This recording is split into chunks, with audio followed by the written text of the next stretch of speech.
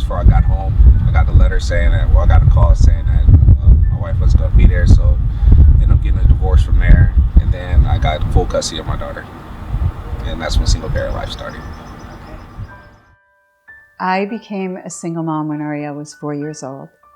I was with Ariel's dad, and Ariel's dad had a drug and alcohol problem that I was very naive and young, and I thought that it would just magically be healed because we had this beautiful, sweet little guy, and it didn't.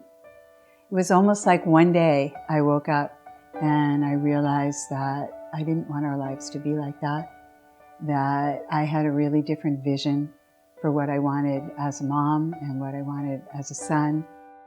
When Ariel's dad and I got divorced, I sought out families that I could be friends with, that we could be community with, who raised their kids the way I was raising Ariel. My daughter, she's a little version of me. So since she stays with me, she's sort of developed my attitudes, and she has a very sarcastic manner.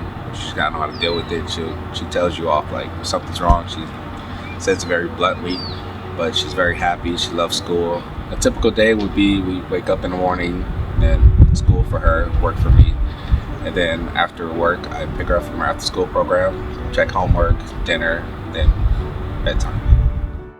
He was a person in junior high school that was kind of teased and picked on because he wasn't very athletic and he was more artistic, and he didn't give in to the kids that were teasing him. As a single mom, sometimes I had to be a dad, sometimes I had to be the mom. So I had to choose. When I made decisions as a mom, I always wanted to protect him and I always wanted to care for him. And then there was the other part that was maybe more the dad part, where I wanted his discipline to be a certain way. Raising my son on my own financially was a big challenge. Really what I wanted to be was a full-time mom. So I chose something where I could have flexible hours, but it was also a profession that didn't bring me a huge income. My son's education was hugely important to me. Because I couldn't always afford to send him monetarily, I would do things like cook at the school in exchange for part of the payment. I would do childcare for other kids in exchange for part of the payment. You know, it was always a challenge. Parenthood is hard.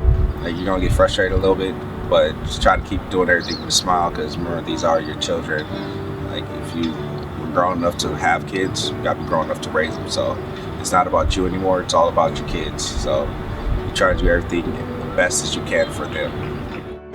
We're responsible for the lives of our little beings, and I feel the most important thing is to respect your child, to just let them be who they are and notice who they are and love them for who they are and support them for who they are.